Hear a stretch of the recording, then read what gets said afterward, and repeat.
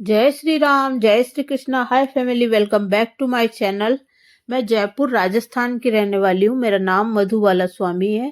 मधुबाला स्वामी simple life style में आप सभी का स्वागत है। कैसे हो आप सभी? होपफुली आप सभी स्वस्थ और मस्त होंगे। यहाँ स्वामी प्रेमानंद जी महाराज के जो सत्संग चलता है ना, वो चल रहा है, प्रश्नोत्तरी कार्यक्रम।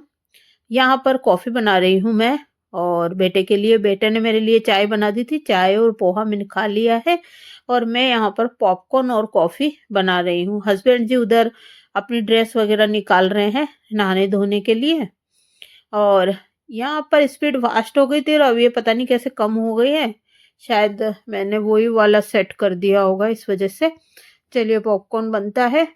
और इससे पहले वाले ब्लॉग में मैंने आपको बोला था कि एक हमारे साथ एक बहुत अजीब सी चीज हुई थी, तो उस दिन कचौरी समोसे आए, वो अभी बताना चाहूंगी मैं। ये हस्बैंड जी नहा लिए धो लिए, ड्रेस व्रेस पूजा पाठ उनका हो गया है, नहा लिए धो लिए हैं, दूध दूध लिया है, पोए लिया है, और अब ड्रेस चेंज करें, नाश्ता वगैरह भी उन्होंने कर लिया है। और हुआ क्या कि मैंने नीचे से फोन उठाया और मैं मेरे बेटे को फोन लगा रही। बेटे ने उधर से बेटे ने भी फोन उठाया और फोन लगा रहा, दोनों का फोन बिजी बता रहा। अब थोड़ी सी 1 सेकंड बाद फिर बेटे ने बोला, मम्मी मैं फोन लगा रहा था। मैंने कहा बेटा मैं तेरे को लगा रही थी। बोले मम्मी आज जो है, और थोड़ी देर पहले मैं सोच रही थी कि मुझे आज है ना मिर्ची बड़ा खाना है, बहुत मन कर रहा था, बुखार में से उठी थी ना, तो इतना मन कर रहा था मिर्ची बड़ा खाने का। आप सभी को पता है तली भुनी चीजों में से मैं मिर्ची बड़ा ज्यादा खाती हूँ। सप्ताह में एक बार या 15 दिन में एक बार तो मैं खा ही लेती हूँ। उधर से बेटा बोल रहा है, मम्मी मेरा आज समोसा खाने का मन कर रहा है। तो इस चक्कर में उस दिन कचौरी समोसे मिर्ची बड़े आ गए। और उस दिन बसंत पंचमी थी शायद, या बसंत पंचमी के बाद वाला ब्लॉग था शायद, मुझे पता नहीं है, लेकिन आप ब्लॉग चेक कर सकते हो, इससे पहले वाला ब्लॉग है वो। तो ये बात हुई थी। और फिर वो वाला जो व्लॉग है ना, खिचड़ी व्लॉग हो गया था, उसमें मुझे याद ही नहीं रहा, क्योंकि 3 दिन से कंटिन्यू मेरे हस्बैंड जी बाहर जा रहे थे, तो मुझे ये पता नहीं था कि वो एक दिन वास्तु के लिए बोल के गए थे, दूसरे दिन वो नाप के लिए बोल के गए थे, तीसरे दिन वो क्या बोल के गए थे मुझे याद ही नहीं रहा। क्योंकि 3-4 दिन पुराने व्लॉग है ना, तो गड़बड़ सड़बड़ है, पता नहीं कैसा व्लॉग हुआ है गाइस। और ये इधर व्लॉग चल रहा है और मेरी बातें भी चल रही है, बाहर का मौसम ऐसा हो रहा है, और पक्षियों के लिए मैंने भोजन रख दिया है, जो आप देख ही रहे हो। व्लॉग थोड़ा लंबा है तो इस वजह से मैंने मेरी बात की शुरुआत अभी से ही कर दी है। हो क्या रहा है कि एक दिन पहले की बात है, इससे 2 दिन पुराने वाले व्लॉग में आप देखिएगा कि मैं बालकनी में कपड़े सुखा रही हूँ और हस्बैंड जी खाना खा रहे थे।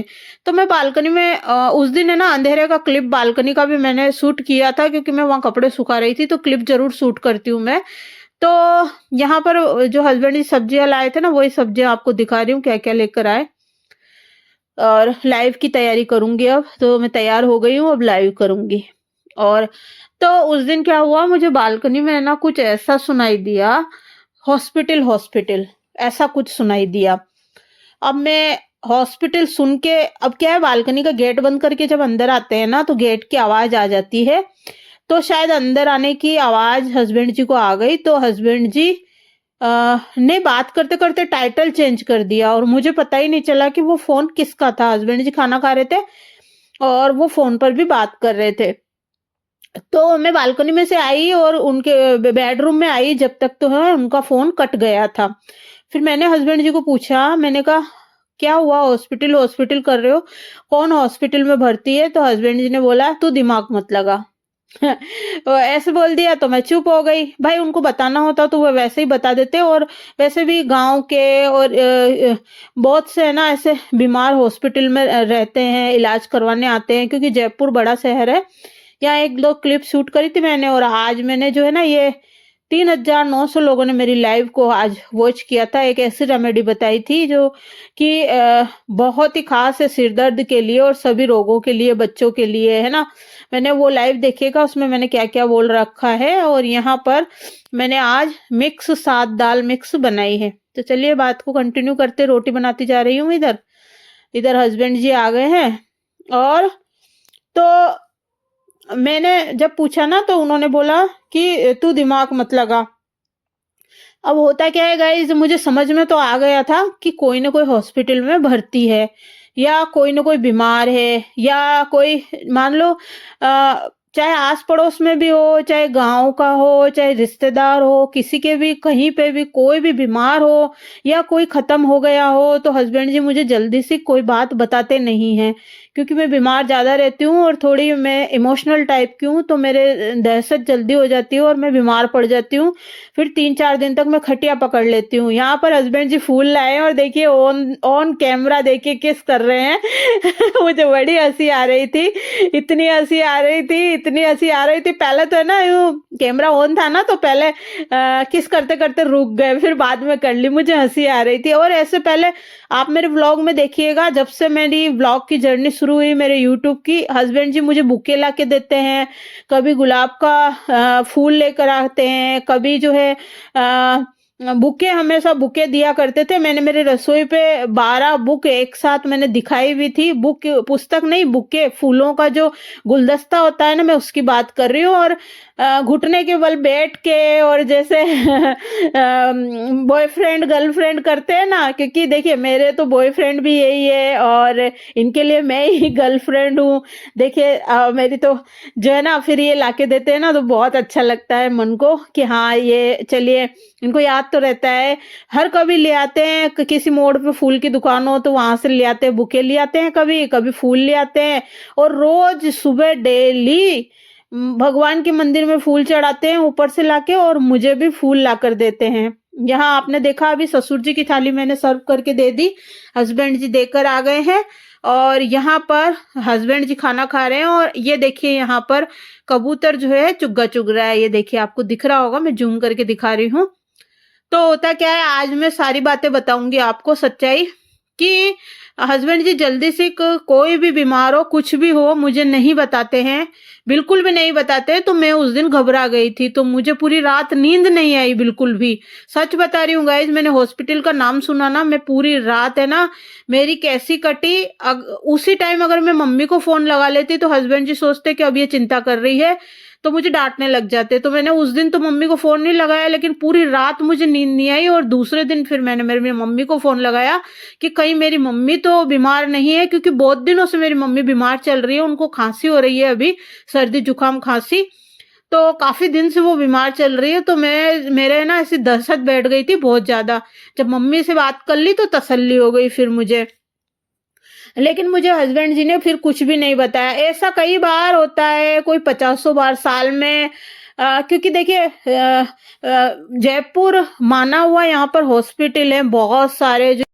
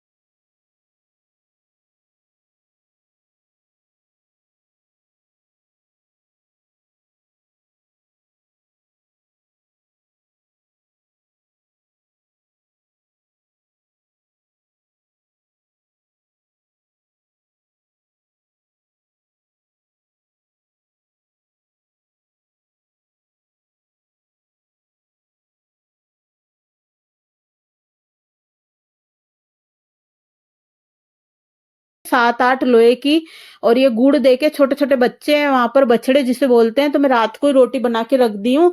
और लिख देती हूँ कागज में, जो लिस्ट लिखती हूँ ना, परचूनी और उसकी फ्रूट वगैरह सब्जी वगैरह लानी होती है, तो वहीं लिख देती हूँ, भाई गाय की रोटी है कैसरोल में, जो दे देना आप। तो वो टुकड़े तोड़ तोड़ के, 5-6 बच्चे हैं तो पोर्शन तोड़ तोड़ के वो बीच में गुड़ रख रख के, गुड़ और निकाल लेंगे, तो आपको दिखाने के लिए मैंने ऐसे छोटा सा टुकड़ा रख दिया है।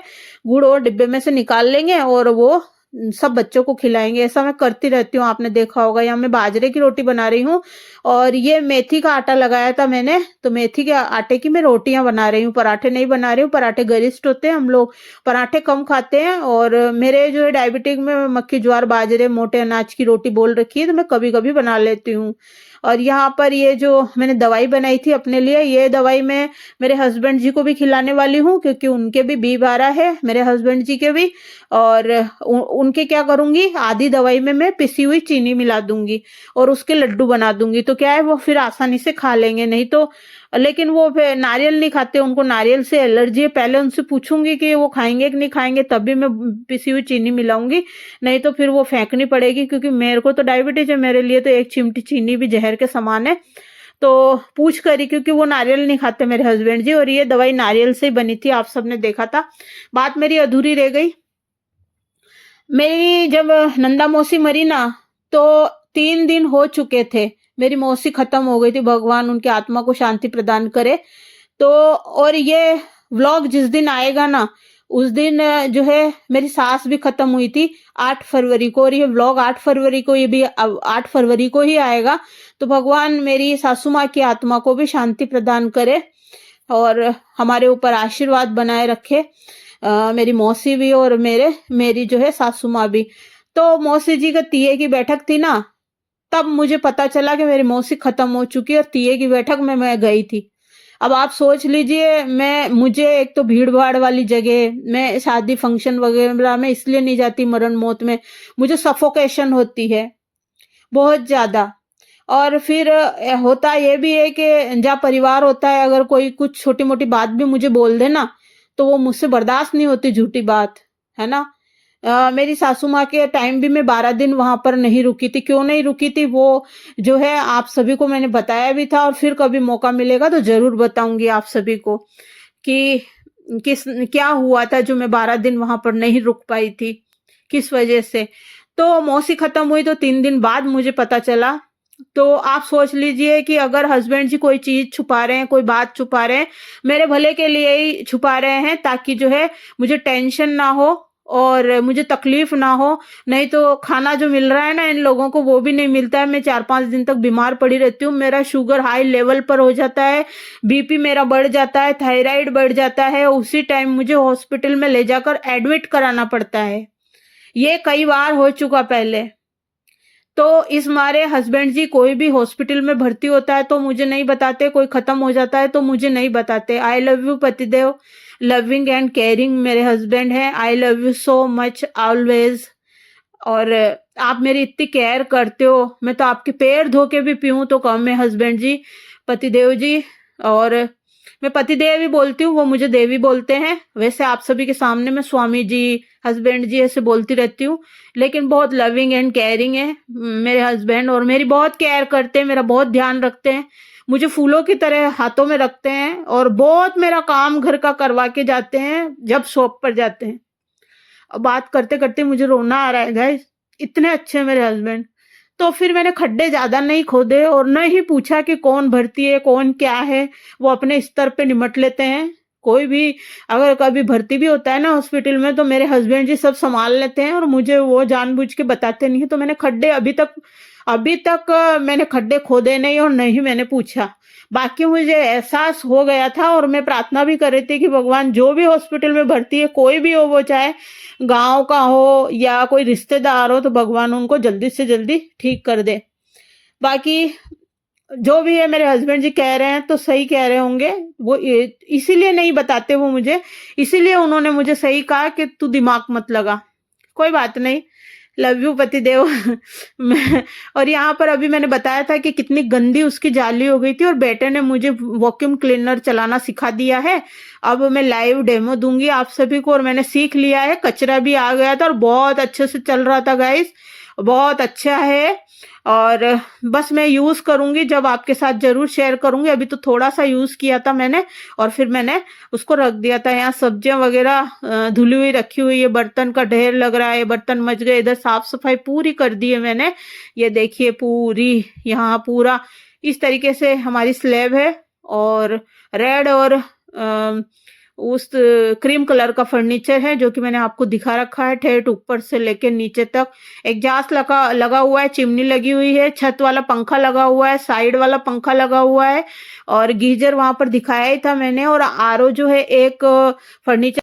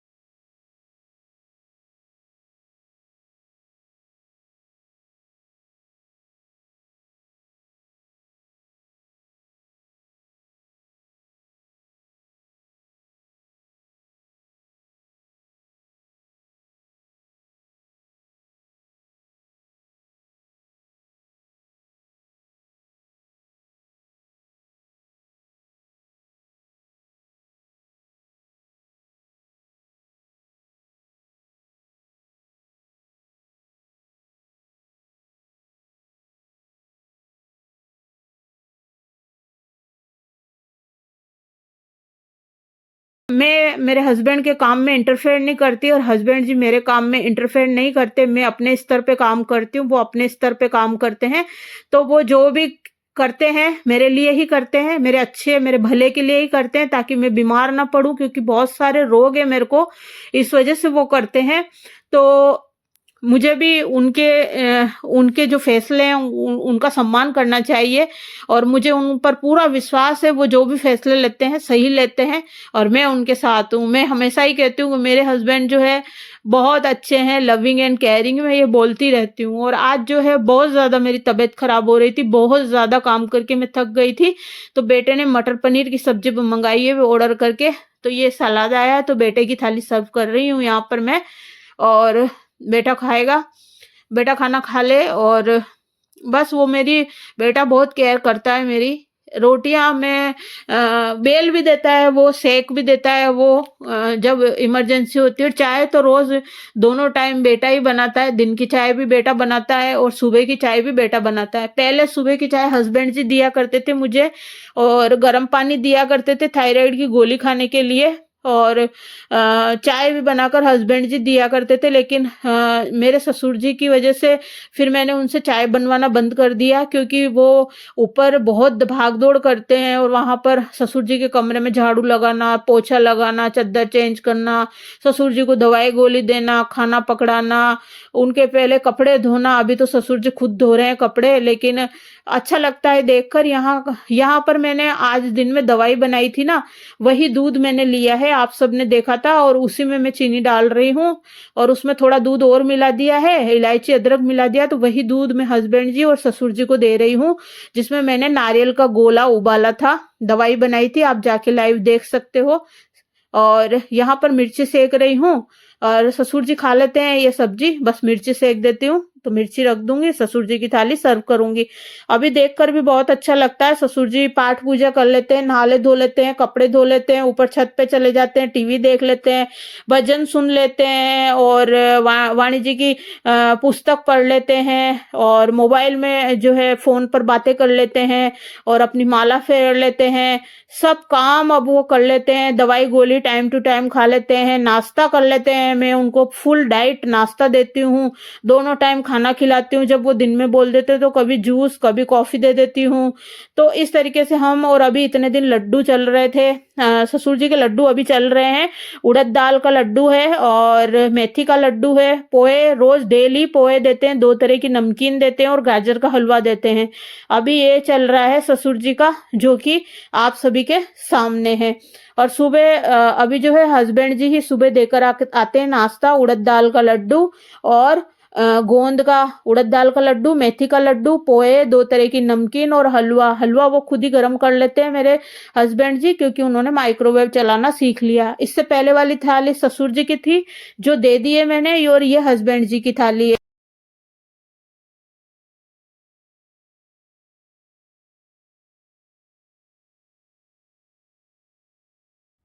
इसीलिए इससे पहले वाले व्लॉग का टाइटल और थंबनेल मैंने इसीलिए रखा था कि अगला वाला व्लॉग ज़रूर देखिएगा, ताकि उसमें सारी सच्चाई मैं बता दूंगी। यहाँ हस्बैंड जी खाना खा रहे हैं और वंस अगेन जो है मेरी सासू माँ की आत्मा को जो है भगवान शांति प्रदान करे, एक बार और मैं बोलना चाहूँगी, और मेरी मौसी जी की आत्मा को शांति प्रदान करे। और बस यही है आज का व्लॉग।